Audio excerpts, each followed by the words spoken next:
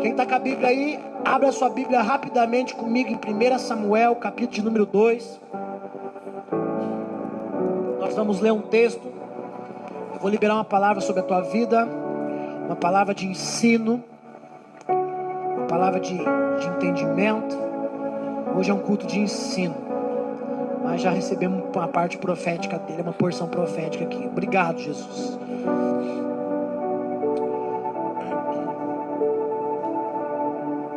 1 Samuel capítulo de número 2, o versículo de número 12, eu quero ler com você. Mas antes de eu ler com você, deixa eu só explicar algo aqui. Nós vamos pular alguns versículos. Por quê, pastor? Porque ao mesmo tempo que a gente não vai tirar nada de contexto, é que na verdade existem dois contextos em um.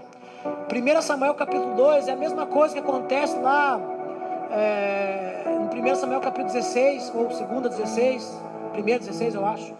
Mesma situação que acontece na transição de Saul para Davi, no transicionamento de um governo para o outro. E 1 Samuel capítulo 2 e o capítulo 3 é um momento de transicionamento. Então, enquanto a Bíblia conta a história de Eli, conta a história de um sacerdócio que está ficando para trás, ao mesmo tempo ele está contando o início do sacerdócio, de um trabalho profético de alguém que está sendo levantado por Deus. Então, ao mesmo tempo que nós temos Eli sendo tirado de cena, ao mesmo tempo que nós temos Deus arrancando alguém, nós temos Deus colocando alguém também, porque todo mundo é substituível no reino de Deus. Todo mundo é substituível, ninguém é insubstituível. Deus não para a obra de uma pessoa. Se aquela pessoa não deu certo, Deus pega a outra e coloca a outra no lugar. Todo mundo é substituível no reino de Deus. A gente aprende isso vendo Deus tirando Saul e colocando Davi, Deus rejeitando Saul e botando Davi, e a gente vê Deus tirando Eli, tirando a casa sacerdotal de Eli, falida, e levantando agora um profético. Toda vez que um sacerdócio ele tem problema, Deus levanta um profético, né? Por exemplo, Zacarias, ele era um sacerdote, sim ou não? Lucas capítulo 1, o pai de João Batista, ele era sacerdote. Só que o sacerdote, quando ele pisa na bola, Deus levanta o profético. Então, você percebe que ele era um sacerdote, mas ele era um sacerdote meio incrédulo. Ficou mudo. Só voltou a falar depois que o menino nasce. Então, toda vez que um sacerdócio ele começa a desmoronar, Deus começa a levantar o profético. Por que existe profeta nessa casa? Porque o teu sacerdócio, o teu lar, às vezes está desmoronando. O sacerdócio teu com teus filhos está desmoronando.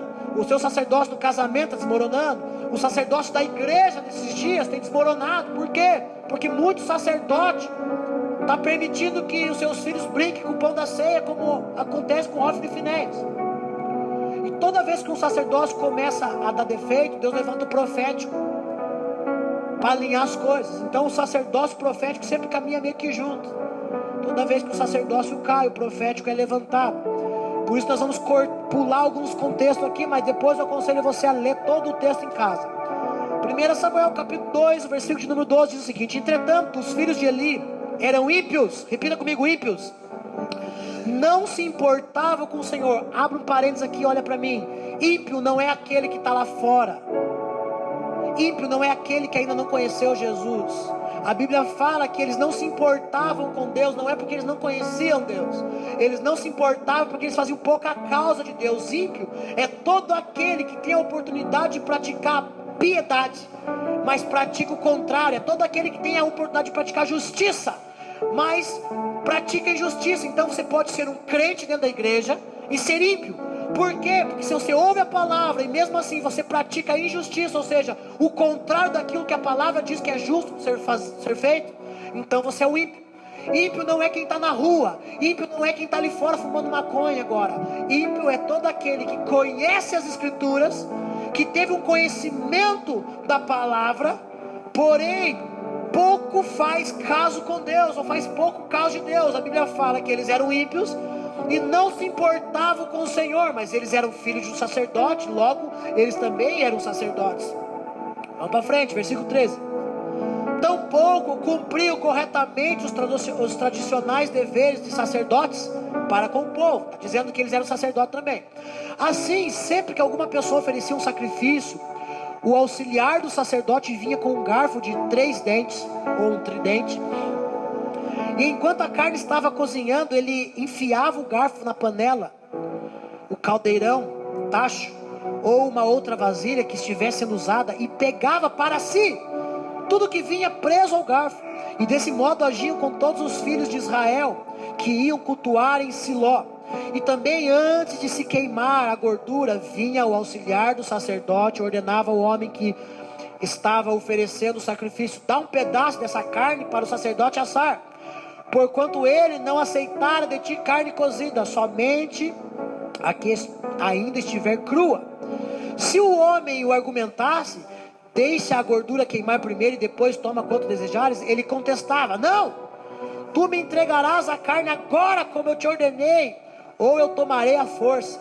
Sendo assim, o pecado desses jovens era muito grave aos olhos do Senhor, porquanto tratavam com descaso a oferta trazida para o Senhor. Versículo 18 até o versículo 21 vai começar a contar a história de Samuel, mas nós vamos já no versículo de número 22 para continuar o contexto de Eli.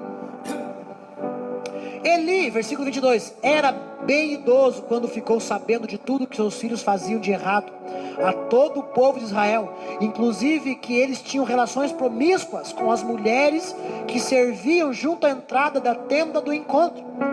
Por isso os chamou a atenção e disse: por que fazer isso? Tenho ouvido de todo este povo sobre o vosso mau procedimento. Não, meus filhos, não é nada boa a fama que se divulga entre todo o povo do Senhor a vosso respeito. Só vou abrir um entendimento para vocês, 2 entendimentos. Primeiro, conheço muito pastor, muito líder, muito ministro, que ele só vai se dar conta que ele perdeu os da casa quando ele já está meio velho, quando o ministério já está meio gastado. Tem muita gente que não está cuidando dos seus filhos. Meu irmão, se o ministro não cuida da sua casa, não é apto para cuidar do reino de Deus, da obra de Deus. O primeiro requisito para nós sermos líderes, pastores, para acessar esse lugar, é conquistar isso em casa, no secreto, com os nossos filhos, com a nossa esposa. Não adianta uma pessoa olhar para mim e falar: uau, você é um homem de Deus, e a minha esposa não dizer o mesmo. Você só é um homem de Deus. Alguém esses dias disse para mim: mas meu marido é um homem de Deus, é um pai muito amoroso, é um esposo muito bom. E eu falei: mas ele é um homem de Deus? Não adianta nesses dias nos tornarmos bons esposos, bons pais, mas não sermos sacerdotes do nosso lar. Esse cara aqui, talvez pela bondade, porque pai, quando ele ser muito bom às vezes é deixar o filho fazer tudo que o filho quer fazer. E esse homem já estava perdendo. Onde ele perdeu, pastor? Ele perdeu porque ele já não corrigiu lá no começo, quando era pequeno. Instrui a criança no caminho que deve andar, e quando crescer não se aparta.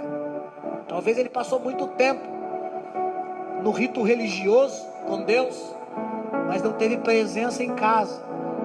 E aí você vai perceber que ele já era velho quando ele vem exortar os filhos. Agora preste muita atenção. Depois que se estraga, não tem como corrigir mais não. E aí ele vai dizer o seguinte: olha, meus filhos, não é nada boa a fama. Meu irmão, preste atenção, quando ele está falando que a fama não é boa, ele está falando de escândalo. E se você for estudar Mateus capítulo 18, Jesus vai dizer o seguinte: ai daqueles por quem vem o escândalo. Esses caras estavam trazendo escândalo para a igreja. Não era nada boa a fama deles. Vamos para frente, versículo 25. Se um homem comete um pecado ou a falta contra o outro ser humano, os juízes poderão intervir a seu favor. Todavia, se pecar contra Deus, quem poderá interceder por ele?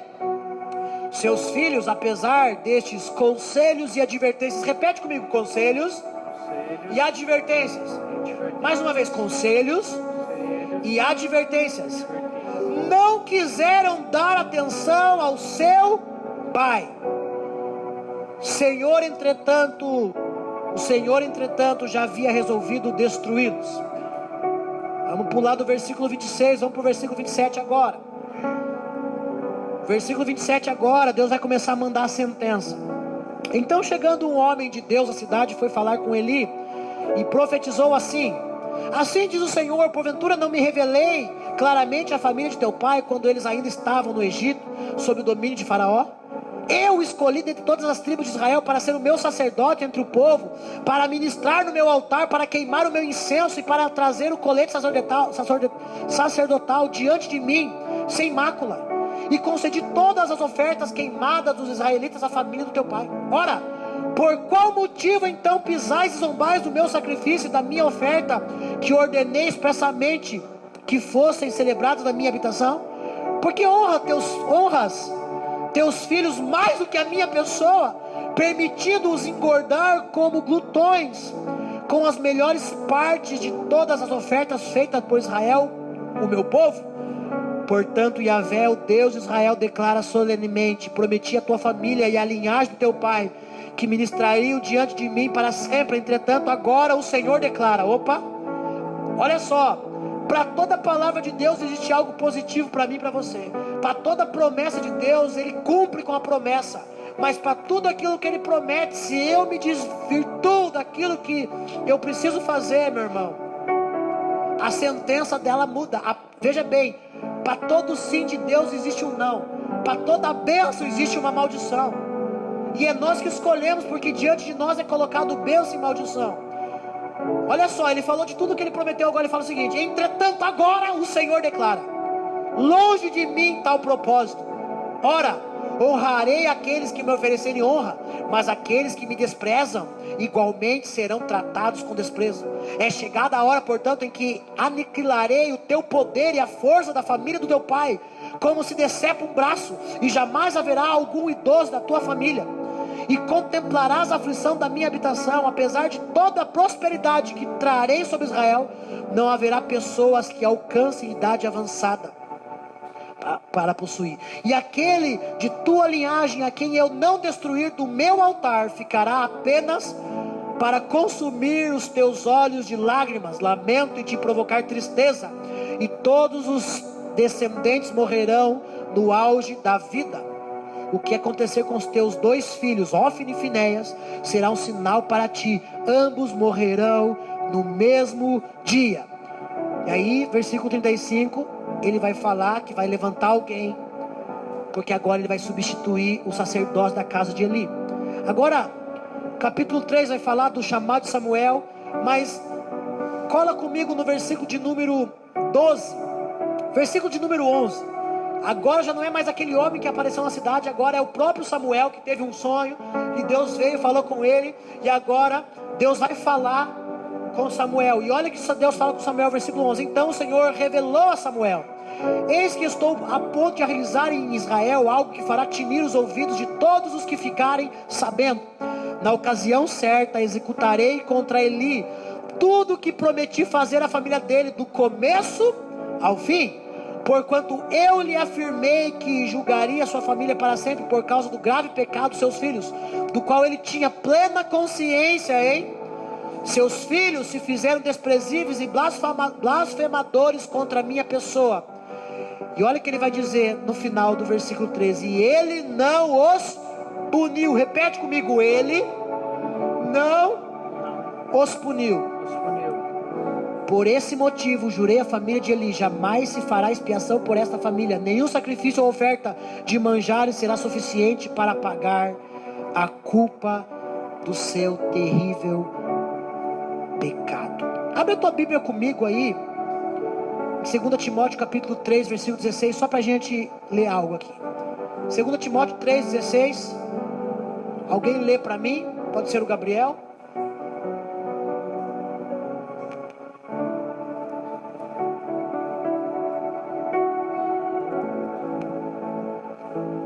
Três 16 de 2 Timóteo. Só para mim não precisar ler aqui, porque na minha linguagem ela vai dizer um pouquinho diferente. Eu quero que vocês... Meu texto ele é um texto crítico.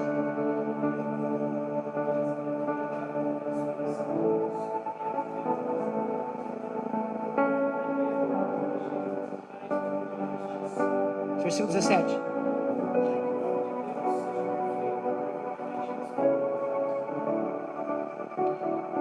Segura aí.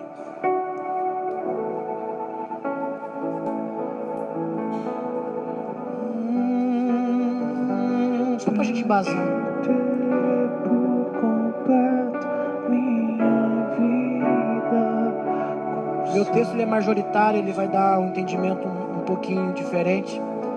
Por isso eu queria que fosse lido num texto crítico. Dá aqui tua Bíblia, Gabriel, faz favor, rapidinho. Deixa eu ler aqui, senão não vai aparecer no áudio depois. 2 Timóteo 3,16 diz o seguinte. Cadê? Toda escritura é dada pela inspiração de Deus e é proveitosa para a doutrina, para repreender, para corrigir, para instruir em justiça. Presta atenção. Toda palavra, toda escritura, ela é inspirada por Deus a fim do quê? Primeiro, a minha tradução majoritária diz o seguinte: ministrar a verdade. O texto aqui diz: para a doutrina. Não é doutrina de vestes, é as santas escrituras, é o ensino das escrituras sagradas. Em outra linguagem vai dizer para ensinar. As três está correta. Para ensinar. Na minha, que é um texto majoritário, diz para ministrar a verdade. E algumas linguagens aí provavelmente está escrito para ensinar. Depois para quê? Para repreender. Algumas traduções vai dizer para exortar. Em terceiro lugar, para corrigir. Outras traduções vai dizer para punir, porque correção aqui está falando não de uma correção de exortação, porque a exortação ela te corrige, mas o corrigir é uma punição. E ele vai dizer o seguinte: para instruir na justiça, ou seja, para trazer a forma correta da justiça de Deus para o homem. E aí o versículo 17 vai dizer: para que o homem de Deus, tudo isso para quê? Para que o homem de Deus seja perfeito e perfeitamente instruído para toda a boa obra. Preste muita atenção no que eu vou te falar. Pode voltar lá para 1 Samuel. Nós encontramos uma coisa muito interessante. Isso revela o poder das escrituras, a relevância da escritura na minha e na sua vida. Você leu comigo uma situação onde homens, sacerdotes, serviam a Deus, se tornaram ímpios, e eu e você somos ímpios em toda a área que nós sabemos que precisamos obedecer, mas não obedecemos. E toda a escritura, ela é divinamente instruída, ou escrita por Deus, influenciada pelo Espírito Santo. 2 Pedro vai falar sobre isso, que toda a escritura ela é escrita por homens inspirados pelo Espírito Santo. E qual é a função da escritura? A primeira função da escritura, a primeira função da palavra, você encontra tanto ali em 2 Timóteo, mas você encontra no versículo de número 25, ele dizendo: seus filhos, apesar destes conselhos. Olha para mim, a primeira coisa que a Bíblia ela faz na minha e na sua vida, ela nos aconselha, ou seja, ela nos ensina, ou seja, ela nos instrui. Por quê? Porque antes de eu conhecer as escrituras eu sou ignorante. Então preste atenção, não há sentença para aqueles que estão na ignorância. A Bíblia fala que Deus, Ele não leva em consideração o tempo da ignorância, o tempo que você não conhece uma letra da escritura, o tempo que o Espírito não mexe no teu espírito, dizendo que você está errado. Enquanto você não tem conhecimento, a Bíblia ela serve para te ensinar. Tem muita coisa que você não sabia, que você chegou aqui e você aprendeu pela primeira vez aqui. A primeira coisa que você vê no texto é que Eli, seu pai, aconselhou os seus filhos. Mas os conselhos, o ensinamento não foi suficiente. E quando a Bíblia ela te ensina, mas você não toma posse do ensinamento da Bíblia, a partir do momento que eu conheço agora, se eu continuo praticando aquilo que eu estava praticando antes de conhecer, mas agora eu conheço, então agora é impiedade na minha vida. E se é impiedade, a segunda coisa que o texto diz é advertências. E quando você vai para 2 Timóteo capítulo 3, versículo 16, você vai descobrir que o texto diz que a escritura ela ensina e ela exorta. Advertência é exortação. Então primeiro a Bíblia, a escritura, ela me ensina onde eu ainda não aprendi. E isso é muito bom, porque ela vem com um peso gostoso. ela vem de uma forma onde você fala: uau, agora eu aprendi. A Bíblia fala que o povo sofre por falta de conhecimento. Só que depois que o povo tem conhecimento, depois que eu e você temos conhecimento das Escrituras em determinadas áreas, situações, momentos, a partir de agora a Bíblia já não está mais me ensinando. A Bíblia agora ela serve para me exortar. Eu ensino o Fabiano através das Escrituras. O Espírito Santo ensina o Fabiano através das Escrituras. Deus ensina o Fabiano através do pastor, através da Bíblia, através de uma pregação, porque talvez ele nunca soube sobre aquele determinado assunto, mas agora que ele tem clareza naquela área, ele está sendo ensinado, e a partir desse momento, se ele continua fazendo algo errado, então a partir de agora a Bíblia ela já tem outro peso. As Escrituras vêm com o peso da advertência, ou seja, da exortação. É o cartão amarelo de Deus para você, porque o cartão amarelo é apenas uma advertência, é uma falta. Pisou na bola, ou seja, quebrou com a palavra, fez o contrário. E Hófine e Finéias, o seu pai primeiro os ensinou, primeiro aconselhou. Aconselho é a coisa mais gostosa do mundo, porque conselho geralmente vem de alguém que já passou pela experiência e que tem conhecimento aqui. Por isso eu falo para você, só aceite conselho de alguém que já chegou no lugar onde você ainda não chegou. Nunca aceite conselho de alguém que não deu um passo maior do que o teu. Por quê? Porque é bobeira. É loucura receber conselho de alguém que ainda nem pisou onde você pisou. Meu irmão, eu só recebo conselho de alguém que já passou pelo processo que eu passei, porque ele vai me ensinar com palavras, ou seja, ele vai me ensinar com teoria. Eu vou aprender na teoria, e tudo aquilo que eu não aprendo na teoria, eu aprendo na prática. Maria estava grávida, mas não tinha experiência nenhuma. O que ela faz? Vai para casa de Isabel, sua prima. Por quê? Porque sua prima já estava grávida há 6 meses. E ela vai lá para quê? Para aprender. A palavra, o primeiro peso das Escrituras é para me ensinar e te ensinar. O pastor aqui, toda vez que traz a palavra pela primeira vez, ele traz para você para te ensinar. Mas se você já foi ensinado naquela área, então a palavra tem um peso diferente. Pode estar o Fabiano de um lado, o Gabriel do outro. O Fabiano não sabe nada daquele assunto, e o Gabriel já sabe muito sobre aquele assunto, já sabe muito sobre aquela determinada área. A palavra é a mesma. Para o Fabiano vem como ensinamento, para o Gabriel vem como exortação, porque talvez o Gabriel esteja fazendo aquilo com entendimento, ou seja, está praticando injustiça, pois já conhece a justiça. Então a palavra ela tem um peso na igreja. Toda vez que o pastor libera uma palavra, por que para uns ela vem de uma forma leve, para outro, oh meu Deus, a palavra hoje? Por quê? Porque para um está vindo como ensinamento, nunca ouviu sobre aquilo, então está aprendendo pela primeira vez. Aí ele se enche, porque está vindo como um conselho de Deus para ele. E por que para aquele outro irmão? O irmão fala, porque hoje está louco a palavra. Por quê, meu irmão? Porque está vindo como exortação, mas exortação é bom.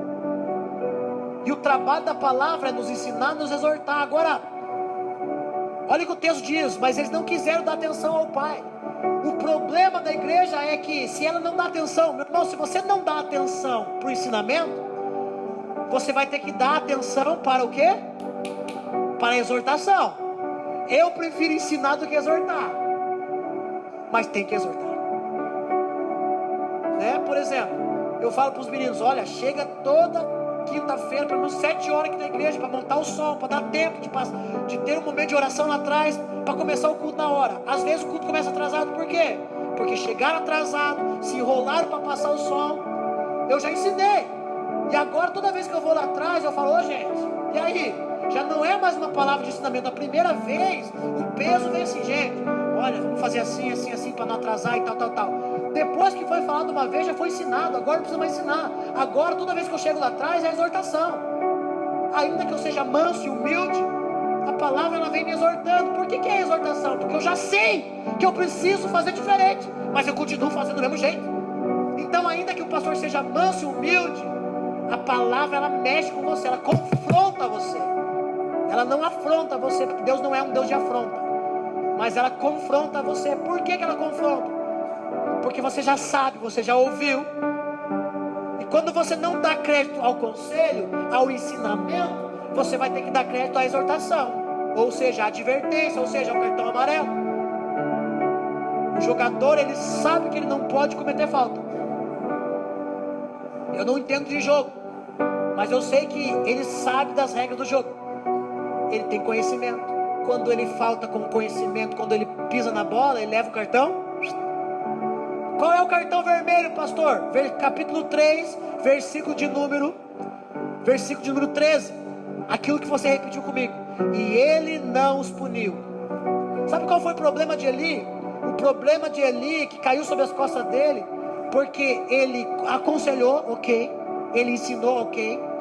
Ele exortou, deu uma advertência, porque ele sabia que aquela piazada não era fácil. Só que ele não os puniu. Ele não completou o processo. E a palavra, meu irmão, ela tem 3 veias aqui. Primeiro, ela te ensina. Depois, ela te verte. E depois, pastor, ela te pune. O que é punição, pastor? É correção disciplinar. Quando o jogador recebe um cartão vermelho, o que acontece com ele, Gabriel? Sai do jogo, não é isso?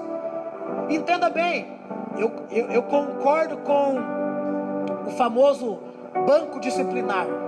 O irmão pecou, o irmão fez isso, o irmão fez aquilo. O problema é que nos últimos anos, para poder respaldar a doutrina, então, a irmã não cortou o cabelo, a irmã fez o sovaco, então vamos jogar no banco. Foi mais ou menos assim nos últimos anos. O irmão, ele não foi, a questão não era o pecado, a questão realmente foi trazido para dentro da doutrina, para justificar a doutrina. Então, poxa, a irmã veio, cortou o cabelo, o irmão deixou a barba crescer, então vamos botar em disciplina, vamos punir ele, vamos tirar ele do ministério. E não é assim que funciona. Agora, eu concordo com o pecado, eu concordo com a correção disciplinar. Como funciona a correção disciplinar, pastor? A correção disciplinar é quando Deus, ele tira você do campo para melhorar você e para você sentir o peso por não ter ouvido o conselho e não ter ouvido a exortação. Melhor, meu irmão, aqui nessa casa foi, acho que dá para contar no dedo quantas vezes a gente teve que punir alguém. Quantas vezes a gente tem que falar assim: não ministra agora, fica quieto, não faz nada. Por quê? Porque a gente aconselha, depois a gente exorta. Mas geralmente os filhos, eles ouvem o conselho, pisa na bola, a gente exorta de volta, mas nunca chegou ao extremo de ter que punir. Mas a palavra, meu irmão, ela te pune automaticamente. Por quê? Porque Deus não é homem para que minta, nem filho do homem para que se arrependa. Tudo que ele falar vai se cumprir. Então, o problema é que quando a palavra, ela te pune, ela traz uma sentença para você. Olha o que o texto diz: e ele não os puniu. Por esse motivo, agora há uma sentença. O problema da falta de punição, e a palavra, ela vai te punir, ela vai te botar de escanteio, ela vai te disciplinar. Deus, ele vai te botar numa disciplina, numa correção disciplinar. O que é uma correção disciplinar? Uma correção disciplinar é você tirar a pessoa, é Deus tirar você para escanteio, parar você por um tempo. Por exemplo, eu conheço pastores de alguns anos atrás que caíram em adultério. E hoje, depois de alguns anos, continuam sendo pastor, continuam pregando. A esposa perdoou, reatou com a esposa, ok, passou. É difícil para a igreja pegar confiança e tal, por isso que saiu da igreja. Hoje ele é pastor numa outra igreja, um pastor que eu conheço de alguns anos atrás. Hoje ele prega em outra igreja. Já preguei num retiro onde ele é pastor, e ele é um pastor, está lá pregando, ok, beleza, fechou. Só que a punição, meu irmão, é tirar você de lado, para disciplinar você, para depois. Meu irmão, nós somos recicláveis na mão de Deus. Deus não joga fora. Deus não quer jogar fora ninguém. Nós somos recicláveis. Todo dia de manhã passa o caminhãozinho da reciclagem na tua casa. Como assim, pastor? A Bíblia fala que todas as manhãs a misericórdia do Senhor se renova sobre a sua vida. Toda manhã passa o carrinho da reciclagem. Ele tira todo o lixo, deixa um saquinho novo. Não é assim que acontece na casa? Aí toca aquela musiquinha. É Jesus cantando: ah, amiguinho, sou reciclando. Vamos todos juntos reciclar. Meu irmão, toda manhã Deus pega um saco de entulho de coisas erradas que você faz e dá um saco novo para você. Mas não é para você encher. A palavra nos ensina, depois nos exorta e depois nos pune. Agora, qual é o problema de eu rejeitar a punição? Porque Hófini e Finéias não foram punidos. E cá entre nós, quando você pune o teu filho: pastor, o que é punir meu filho? É castigá-lo. Ah, é assim, é? Uma semana sem jogar videogame. Ah, é assim, é? Lá em casa é assim. Ah, é assim, é? Então não vai ter ovo de Páscoa agora. Não vai ter ovo de chocolate. Ovo de Páscoa não, ovo de chocolate agora, domingo. É assim. Quem é do tempo do milho? Ninguém. Irmã Clonice, é do tempo do milho? Irmã Irene, do tempo do milho? Que botava a criança com milho. Meu irmão, os meus filhos eu ensino, eu dou advertências para eles, porque é uma chamada. O cartão amarelo não expulsa o jogador do campo, mas quando vê que não tem jeito, tem que punir. O problema de muitos pais hoje é que não querem punir os filhos, não querem castigar os filhos, por isso estão crescendo monstros e não filhos. Agora com Deus não funciona assim, porque Deus ele vai te punir, e você precisa entender quando você estiver sendo punido. Por quê, pastor? Porque se você não passar pelo processo de ser punido, a sentença da palavra ela vai vir, cara. Olha só, o versículo 13 diz que por ele não punir os seus filhos, ou seja, não corrigir pesadamente os seus filhos, não castigar os seus filhos, por esse motivo jurei a família de Eli: jamais se fará expiação por esta família. Deus tinha feito uma promessa para ele, sim ou não? Deus tinha feito uma promessa lá no começo, que a descendência dele e tal ia ser assim, assim, assim, assim. Meu irmão, para todo sim de Deus existe um não. Para tudo aquilo que Deus prometeu que vai fazer na tua vida, se você passar pelo ensino, passar pela exortação, passar pela punição e descartar esses 3 processos na tua vida que a Escritura faz com você, Deus deixa de usar você. Não é que Deus se arrepende. A palavra arrependimento na Bíblia é Shabbat, que significa voltar atrás. O homem, ele é Shabbat, ele volta atrás. Deus não. Deus, quando a Bíblia fala sobre o arrependimento de Deus, que é no caso que Deus fala: de forma alguma eu vou fazer isso que eu ia fazer, Deus não tinha se arrependido, porque Deus não é homem para que nem filho do homem para se arrependa. Mas a palavra arrependimento é Naham. E Naham significa o quê? Quando Deus se entristece, quando Deus quer te usar, mas ele se entristece porque ele não pode te usar. Deus ele tira você de lado e ele fala: eu vou cumprir com isso, mas não vou usar mais essa pessoa. Por quê? Porque eu ensinei, não tomou posse, não aceitou os meus ensinamentos, não sentou os meus conselhos. Deus está aqui para primeiramente aconselhar. Depois que Deus te aconselha, se você não toma posse do conselho, se pisar na bola, Ele vai te exortar, Ele vai te advertir, Ele vai dar o cartão amarelo para você, Ele vai falar: olha, tem uma falta tua, mas vamos lá, vamos trabalhar. Em terceiro lugar, meu irmão, punição, porque você pode fugir da punição. Ele não puniu os filhos porque não quis. Porque lá em casa, quando a gente vai dar castigo, a gente dá castigo. E não tem, não quero. Vai, senão vai apanhar. A cinta vai comer, rapaz. Com Deus é a mesma coisa, meu irmão. Tem muita gente que desobedece o ensinamento, que despreza o aconselhamento, o ensinamento das Escrituras. Vem para o culto, ouve a palavra, chega em casa, continua fazendo a mesma coisa. Aí vem para o culto, recebe uma exortação de Deus, ou seja, recebe um cartão amarelo de Deus. Está aqui no culto, recebe a palavra, fala. Alguns falam: nossa, cara, pisei na bola, mas eu vou me consertar. Vai para casa e se conserta. Outros não. Outros vai e despreza o conselho do Senhor. Despreza, perdão, a advertência, a exortação, porque você pode fugir da exortação. Tem muita gente que sai da igreja porque não gosta de ser exortado. Ah, pastor me exortou, pastor falou comigo, eu já sei sobre isso, então eu vou sair daqui. Aí ele vai para outra igreja. Aí começa a fugir de Deus. Mas o pior processo de todos é a punição. O pior processo é quando Deus ele te pune, é quando Deus ele te para, é quando Deus ele fala: para, deixa eu fazer você de volta porque se estragou na mão do oleiro. E aí, pastor, é o terceiro processo. Eu conheço pessoas que foram punidas, Eu conheço pessoas que foram estacionadas. Eu conheço pessoas que Deus tirou do caminho. Eu conheço pessoas que Deus falou assim, ó, acabou para você agora, chega, daqui 3 anos eu te levanto de volta. Pessoas que Deus humilhou até o último. Deus falou assim, você vai ter que se humilhar, meu querido. Você não é mais ninguém aqui, acabou. Deus puniu, tirou ministério, tirou igreja, tirou cargo, tirou isso, tirou aquilo. Mas lá na frente, meu irmão, lá na frente o cara se levanta, porque ele tomou posse da punição. Vai doer, vai ser ruim, vai, mas não quer ser punido, então fica no conselho e nas exortações. São áreas da nossa vida que Deus nos ensina, Deus nos exorta, e a gente continua sendo a mesma coisa, a mesma pessoa, o mesmo caráter. Aí Deus tem que nos punir. Por que existe a punição, pastor? Meu irmão, filho não deixa de ser filho.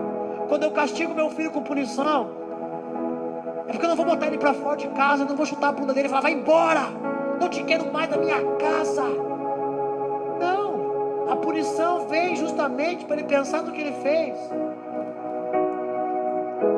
E é a última atacada do pai, é a punição, é o castigo. E o castigo ensina, cara. O castigo ensina. O castigo é uma das coisas mais gostosas que tem pra gente fazer com os filhos da gente. É verdade. O castigo ensina. Porque o castigo é você tirar da pessoa, é você trazer como consequência para ela a ausência daquilo que ela quer. Agora veja bem, Deus não castiga, Deus pune. O castigo de Deus é diferente.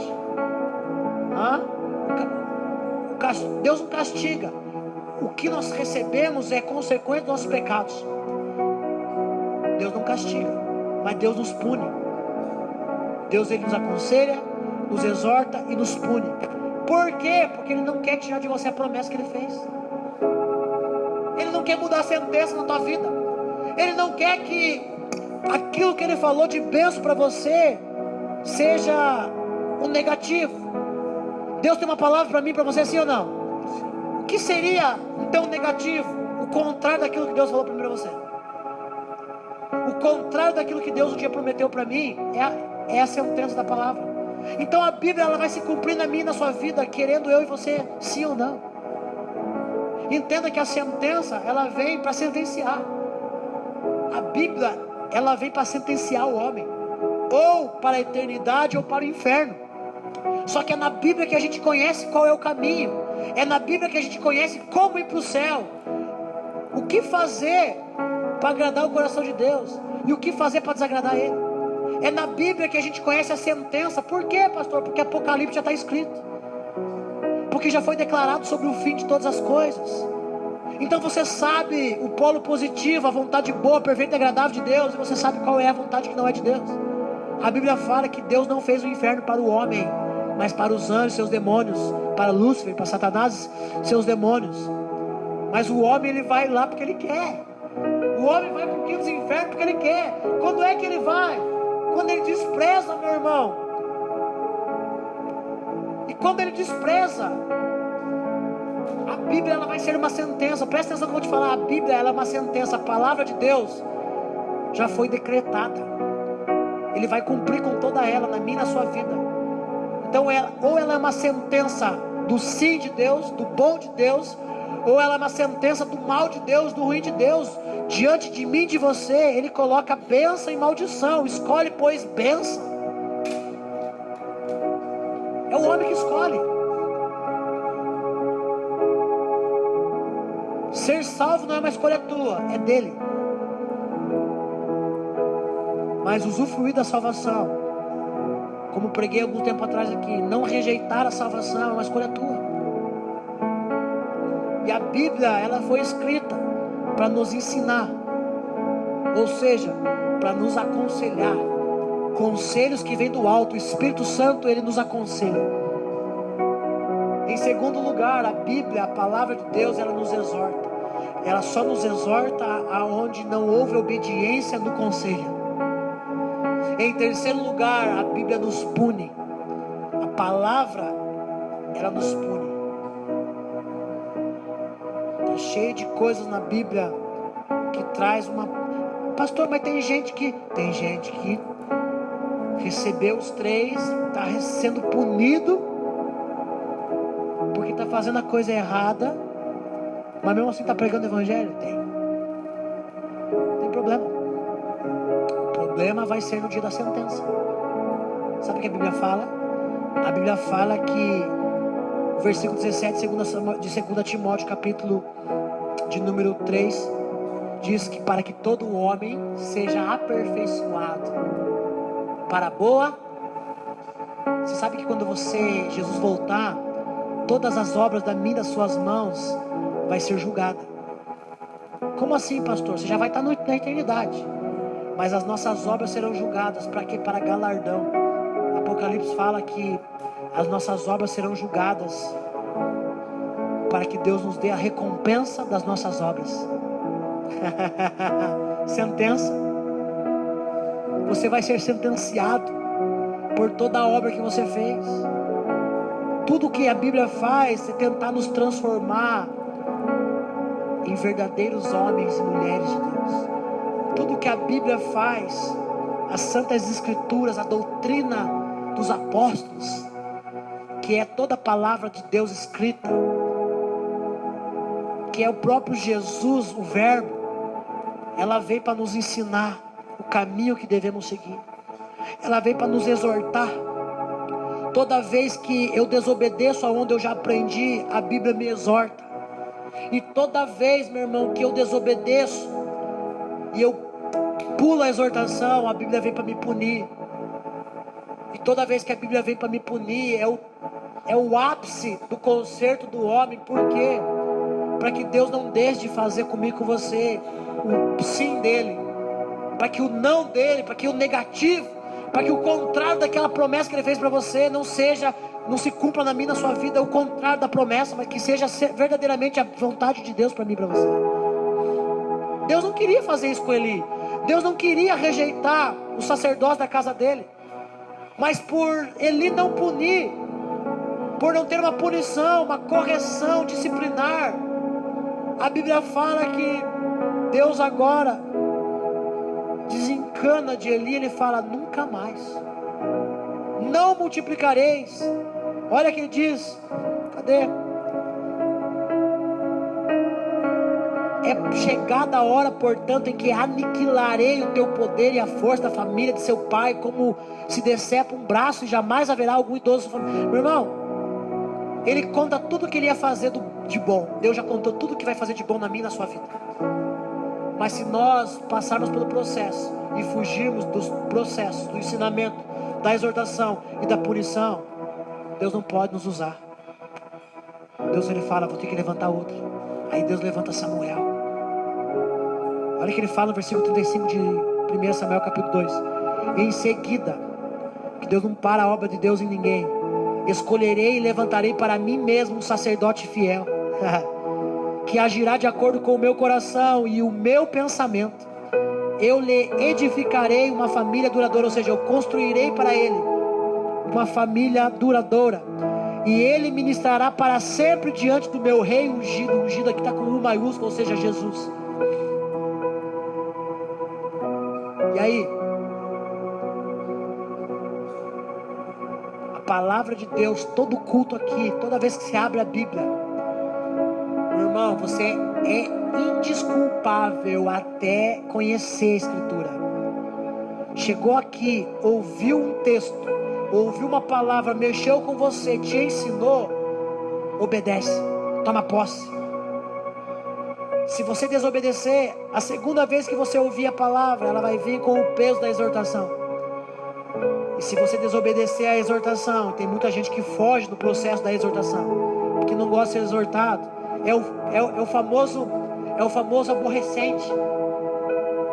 Eu sei, pai, eu já sei, pai. Já falou 3 vezes, pai. Falou 3 vezes, porque você não ouviu da primeira.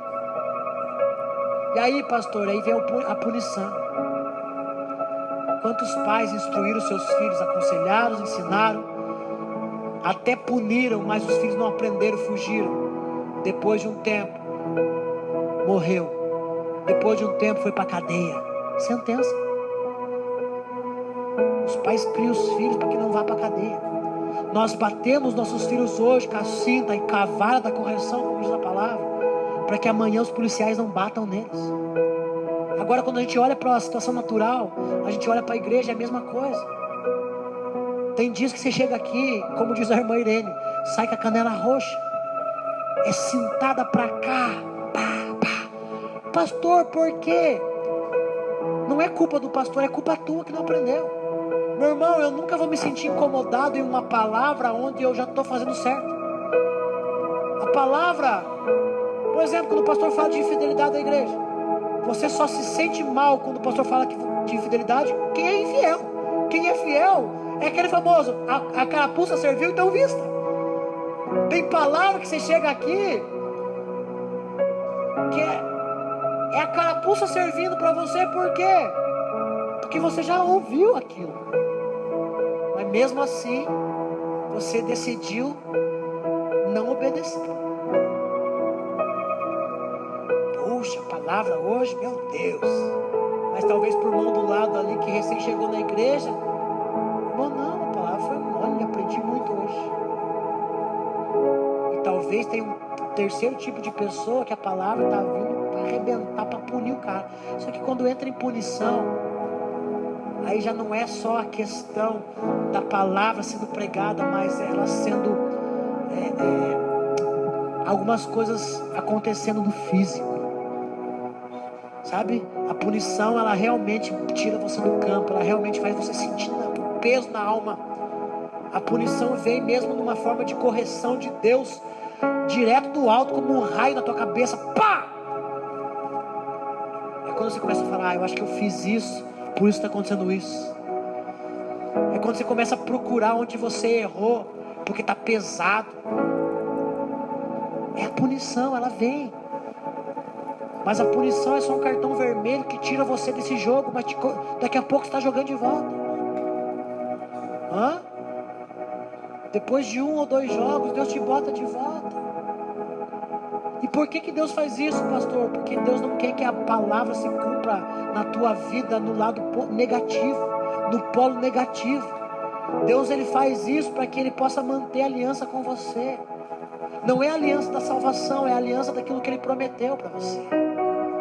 Ele promete algo para mim, para você. E aí ele vai nos moldando no processo, para que a gente seja digno de ser usado naquele lugar. Para que a gente seja digno, para que a gente tenha legalidade naquilo, não somente autoridade. Meu irmão, é uma palavra de ensino para você hoje. Você está aprendendo hoje. Quantas coisas Deus ensinou você e você rejeitou, que se tornou exortação no próximo culto. Hã?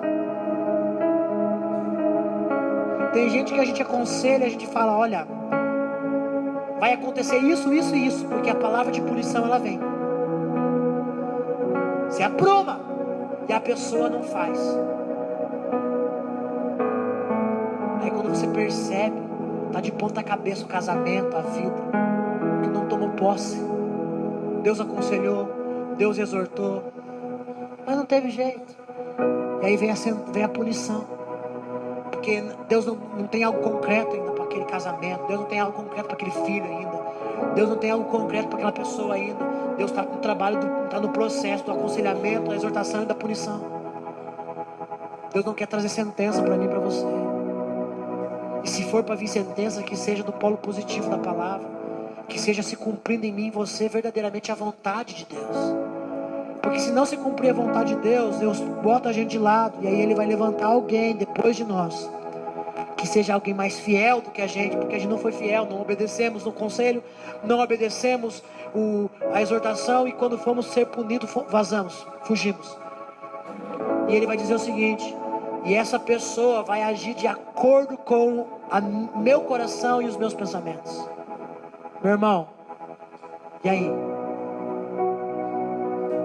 Problema, deixa o bicho. O que tem? Aranha, não morde. Olha pra mim.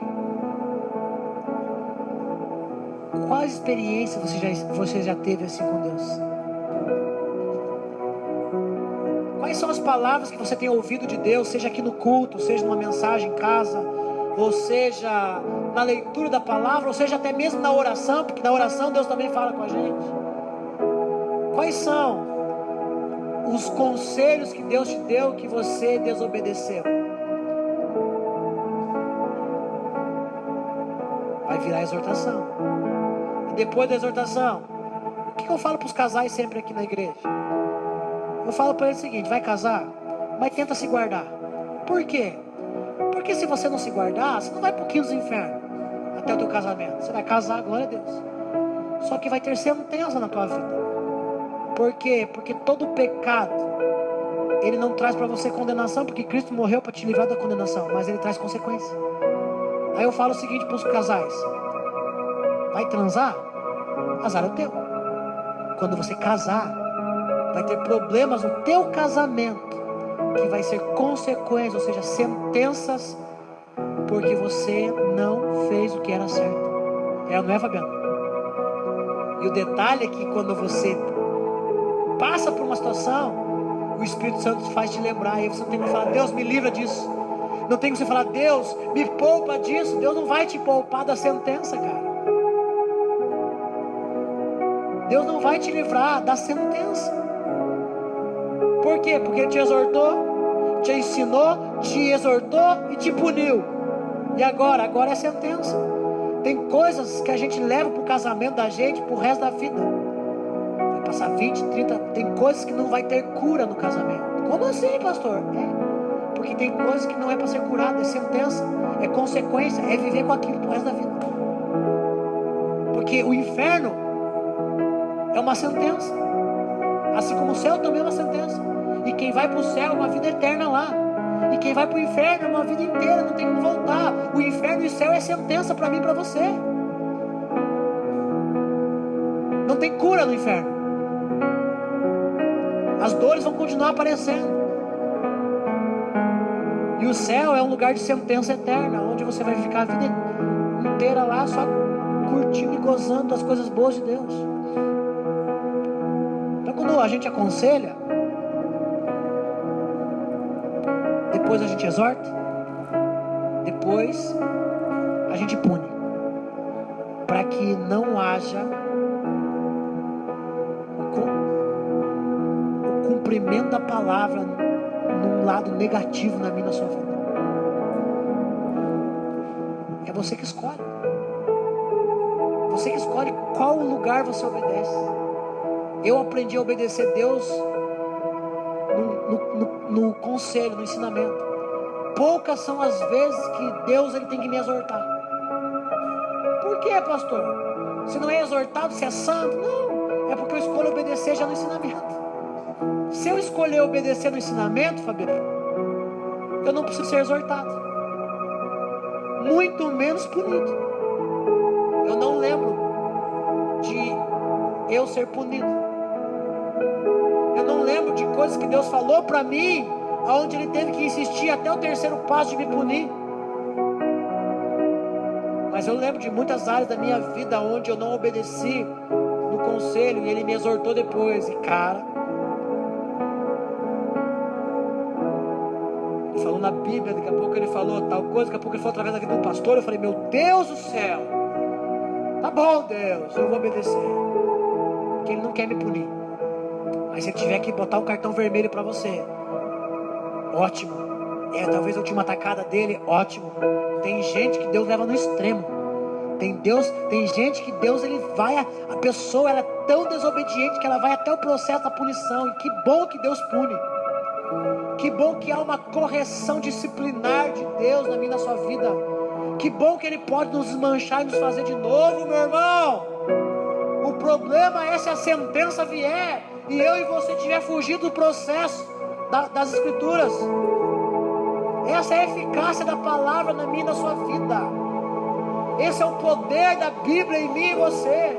Primeiro a Bíblia me ensina, depois se eu não aprender no ensinamento, se eu não tomar posse ali, ela me exorta. E se eu ainda não tomar posse disso, aí vem a punição, aí vem o peso da palavra, aí vem verdadeiramente o banco, aí vem verdadeiramente Deus me deixar de lado, não poder me usar enquanto eu não me ser moldado. Mas depois disso, meu irmão, vem a alegria. Mas se você fugir da punição, a sentença vai vir. E se a sentença vier, meu irmão, queira estar do lado positivo da palavra e não do lado negativo. Porque se você estiver do lado negativo da palavra, não adianta falar: pastor, expulsa esse demônio de mim. É você que vai ter que se livrar desse demônio sozinho. Pastor, me ajuda. Quantas pessoas já pediram ajuda pra gente, aonde a gente não pôde fazer nada, porque Deus falou assim: não faz nada, está colhendo o que plantou, porque aquilo que o homem semear, certamente. Meu irmão,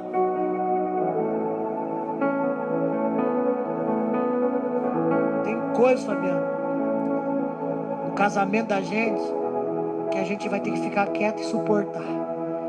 Por quê? Porque foi consequência dos nossos atos lá atrás.